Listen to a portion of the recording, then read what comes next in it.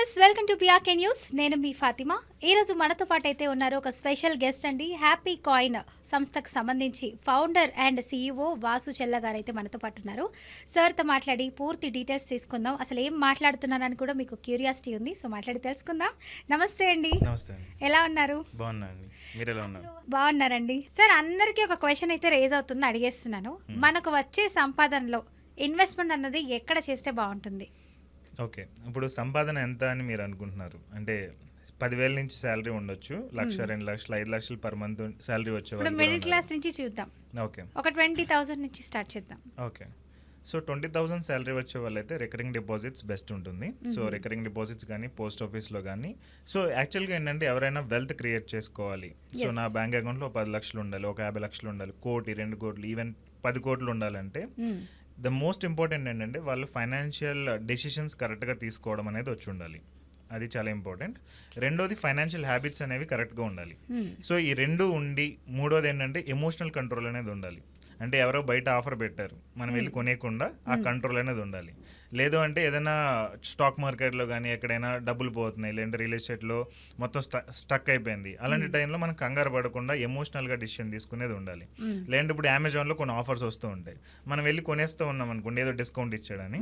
So అది మన week mentality ఉంటుంది. సో ఇలాంటి వాళ్ళు ఎవరు కూడా వెల్త్ అనేది క్రియేట్ చేసుకోలేరు. డబ్బులన్నీ దానికే పెట్టేసి ఇంకేం సంపాదించింది దాచిపెడతారు సార్. సో ఒక 20,000 శాలరీ వచ్చినా, 20 లక్షల శాలరీ వచ్చినా, ఇన్కమ్ వచ్చినా కానీ అది ఇంపాసిబుల్. ఆ కైండ్ ఆఫ్ మెంటాలిటీ ఉండేవాళ్ళు వెల్త్ క్రియేట్ చేయడం అసలు జరగదు. సో ఫైనాన్షియల్ హ్యాబిట్స్ ప్రాపర్గా ఎలా సెట్ చేసుకుంటే, లైక్ నా ఇన్కమ్లో నేను నా ఫస్ట్ మంత్ శాలరీ దగ్గర నుంచి 10% నేను సేవింగ్ చేద్దామని అనుకుంటున్నా, లేదంటే 20% నేను సేవింగ్ చేద్దామని అనుకున్నా. ఇది స్ట్రిక్ట్గా ఫాలో అవ్వాలి. సో 10% అంటే ఇప్పుడు 10,000 శాలరీ వచ్చేవాళ్ళు 10% అంటే 1,000 రూపాయలు, 20,000 వచ్చేవాళ్ళు 2,000 రూపాయలు, అది మినిమం. అదే 20% వాళ్ళు స్ట్రిక్ట్గా పెట్టుకున్నారు అనుకోండి, సో 20,000 వచ్చేవాళ్ళు 4,000 దాకా ఇన్వెస్ట్ చేస్తారు, మిగిలిన 16,000 ఖర్చు పెట్టుకుంటారు. సో ఈ హ్యాబిట్స్ స్టార్టింగ్ నుంచి మెయింటైన్ చేస్తే, మధ్యలో అంటే కొంచెం కష్టం అవుతుంది, బట్ స్టార్టింగ్ నుంచి మనం మెయింటైన్ చేస్తే కనుక వెల్త్ క్రియేషన్ ఈజీ ఉంటుంది. సో ఆ మనీని మనం ఎక్కడ పెట్టుకోవాలి? సో తక్కువ శాలరీ వచ్చేవాళ్ళు ఒక 20,000, 30,000, 40,000 దాకా వచ్చేవాళ్ళు బేసిక్గా రికరింగ్ డిపాజిట్ బెస్ట్ ఉంటుంది. సో ఎవ్రీ మంత్ రికరింగ్ డిపాజిట్లో ఒక 2,000, 3,000 పెట్టేసుకుంటూ వెళ్తూ ఉంటే అది కొంత అమౌంట్ అయిన తర్వాత ఏదైనా రియల్ ఎస్టేట్ ప్లాట్ కొనుక్కోవడమో, లేదంటే గోల్డ్ కొనుక్కోవడమో ఇలాంటివి ఏమైనా చేస్తే బెటర్ ఉంటుంది. అది ఆప్షన్ నెంబర్ 1. సో రెండో గ్రూప్ ఏంటంటే 40,000 శాలరీ నుంచి 1,00,000, 2 లక్షలు, 3 లక్షలు శాలరీ వచ్చేవాళ్ళు. ఇది రెండో గ్రూప్. సో వీళ్ళు ఏంటంటే జనరల్గా మ్యూచువల్ ఫండ్స్లో ఎస్ఐపి ఆప్షన్స్ ఉంటాయి. సో ఎస్ఐపి బెటర్ ఆప్షన్ ఉంటుంది అది. సో ఒక ఎమర్జెన్సీ ఫండ్ ఒక 6 నెలల ఎక్స్పెన్సెస్ పక్కన పెట్టుకుని ఎస్ఐపిలో మనం పెట్టుకుంటూ ఉంటే ఎవ్రీ మంత్ యావరేజ్గా 15% రిటర్న్స్ లెక్కన వెల్త్ అనేది క్రియేట్ చేయొచ్చు. సో వీళ్ళు ఏంటంటే ఒక 5 ఇయర్స్ ఆర్ 10 ఇయర్స్ వెయిట్ చేయాలి. జనరల్గా మ్యూచువల్ ఫండ్స్లో డబ్బులు పోతూ ఉంటాయి, స్టాక్ మార్కెట్లో డబ్బులు పోతూ ఉంటాయి, ఎందుకంటే వీళ్ళు 1 ఇయర్ 2 ఇయర్స్ పెట్టేసి తీసేస్తూ ఉంటారు. సో జనరల్గా ఏంటంటే మనం ఇప్పుడున్న దగ్గర నుంచి ఎన్ని ఇయర్స్ బతకగలం? సో ఇప్పుడు ఎగ్జాంపుల్ నా ఏజ్ 30 అని అనుకోండి, 30 to 40, 40 to 50, 50 to 60, 60 to 70, అంటే నాకు 40 ఏళ్ళ టైం ఉంది. ఈవెన్ 70 to 80 కూడా వేసుకోవచ్చు, అంటే 50 ఇయర్స్ టైం ఉంది. సో ఈ 50 ఇయర్స్లో నేను ఎంత వెల్త్ క్రియేట్ చేయగలను?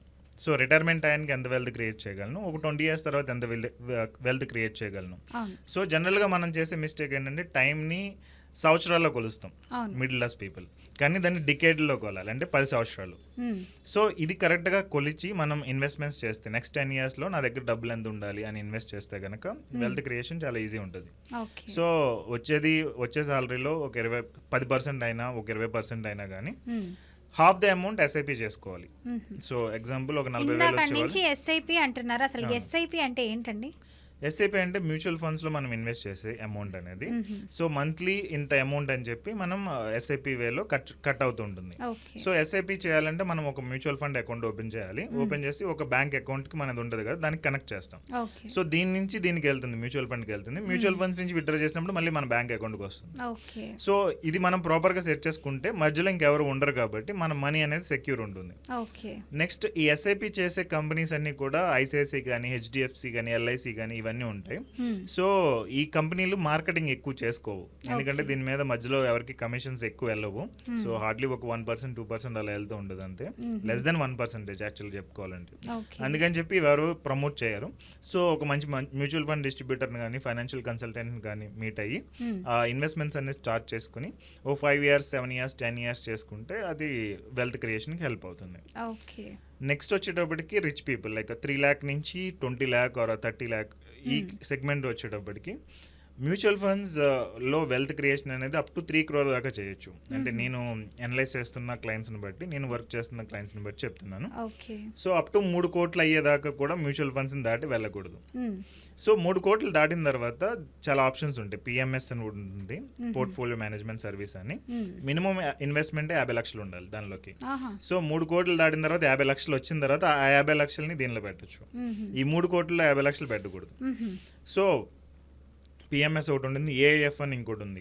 అది మేము కూడా క్లయింట్స్కి ఇస్తూ ఉంటాం. అదేంటంటే మినిమం ఇన్వెస్ట్మెంట్ 1 crore ఉండాలి. 1 crore లేకపోతే వాళ్ళు అసలు ఇన్వెస్ట్మెంట్ తీసుకోరు. సో దానిలో ఇంకా అడ్వాన్స్డ్ ఏఎఫ్స్ ఉంటాయి, అందులో మినిమం 2 crore ఉండాలి. అలాంటివి ట్రై చేయొచ్చు. అండ్ అలా కాకుండా ఫ్రాంచైజీ బిజినెస్లు అని, స్టార్టప్ ఇన్వెస్ట్మెంట్స్ అని, ఏంజల్ ఇన్వెస్ట్మెంట్స్ అని ఇలా కొన్ని ఉంటాయి. ఇవేంటంటే స్టార్టప్స్ వీటిలో ఇన్వెస్ట్ చేస్తూ ఉంటారు. సో ఇవేంటంటే ఒక్క కంపెనీ ప్రాపర్గా క్లిక్ అయిందంటే, ఈవెన్ ప్రీ ఐపీఓలో కానీ స్టార్టప్ ఇన్వెస్ట్మెంట్స్ కానీ చేసినప్పుడు దాని నుంచి ఈవెన్ 100x రిటర్న్స్ కూడా వచ్చే ఛాన్స్ ఉన్నాయి. అంటే మనం 1 లక్ష పెడితే 1 కోటి రూపాయలు అవుతుంది అది, కానీ 1 లక్ష రూపాయలు కూడా పోయే ఛాన్సెస్ ఉన్నాయి. వస్తే లక్ష లేదంటే కోట్లు అంటారు. కరెక్ట్, లేదంటే మొత్తం పోతుంది. సో 5 లక్షలు అవ్వచ్చు, 10 లక్షలు అవ్వచ్చు, 1 కోటి రూపాయలు కూడా అవ్వచ్చు, చెప్పలేము అది. కానీ దానికి టైం ఇవ్వాలి, ఒక 5 years to 10 years టైం ఇవ్వాలి. అండ్ అది పోయినా మనకు పర్లేదని అనుకునే క్యాపబిలిటీ మనకు ఉండాలి. అందుకని 3 కోట్లు దాటిన తర్వాత ఇలాంటివి చేయొచ్చు. అంటే రిస్క్ ఎక్కువైపోతుంది కదండి. అవును, 3 కోట్లు దాటిన తర్వాత పెద్ద ఇంపాక్ట్ ఉండదు కదా. సో అదే మనం మిడిల్ క్లాస్ పీపుల్, అంటే నా దగ్గర కొంతమంది క్లయింట్స్ ఇలాంటి వాటికి అట్రాక్ట్ అయ్యి ఇన్వెస్ట్ చేసిన వాళ్ళు ఉన్నారు.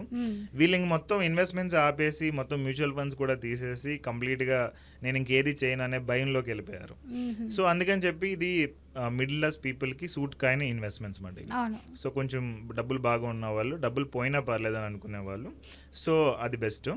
మ్యూచువల్ ఫండ్స్ లో కూడా డబ్బులు పోతాయి, కానీ మనం 5 years లాంటి వాళ్ళు అయితే బెటర్ అంటారు. అవసరం లేదు. నార్మల్గా మన హైదరాబాద్ లోనే చాలా మంది డాక్టర్స్ ఉన్నారు, స్మాల్ బిజినెస్ ఓనర్స్ ఉన్నారు. వీళ్ళందరూ ఇన్కమ్ నెలకు ఒక 5 లక్షలు, 10 లక్షలు, 15 లక్షలు ఇలా ఈజీగా ఉంటుంది. అలాంటి వాళ్ళందరూ ఇలాంటి వాటికి వెళ్ళొచ్చు. బట్ సేఫెస్ట్ చూసుకుంటే రికరింగ్ డిపాజిట్ ఉంటుంది. అండ్ కొంచెం రిస్క్ చేస్తానంటే, అంటే 5 years or 10 years వెయిట్ చేస్తానంటే మిడిల్ క్లాస్ పీపుల్ కి మ్యూచువల్ ఫండ్స్ లో అంటున్నారు. అయితే కౌన్ బరేగా కరోడ్పతి అవుతారు, లేదంటే బికారి బద్దలు అవుతారు కదా. అవి స్టార్ట్అప్స్. మ్యూచువల్ ఫండ్స్ లో అంతలాగా ఉండదు, బట్ రిటర్న్స్ కూడా పెద్దగా రాదు. మ్యూచువల్ ఫండ్స్ లో మనం 15% అలా వస్తుంది రిటర్న్. సో ఒక 5 ఏళ్ళు 10 ఏళ్ళు అలా వెయిట్ చేస్తానంటే ఇది బెస్ట్. ఇంకా అలా కాదు నేను రిస్క్ తీసుకుంటానంటే అలాంటివి కొన్ని ఉన్నాయి. అయితే మన దగ్గర ఉన్న డబ్బుల్లో ఒక్కొక్క దగ్గర ఒక్కొక్కటి కొంత అమౌంట్ పెట్టాలి. పూర్తిగా ఒక దాని మీద పెడితే పోతుంది మొత్తం అంటారు. ఓకే. సో ఎక్స్ని సేవ్ చేయాలంటారు. నైస్ అండి, మంచి ఇన్ఫర్మేషన్ ఇచ్చారు. థ్యాంక్ యూ సో మచ్ అండి. వెల్కమ్.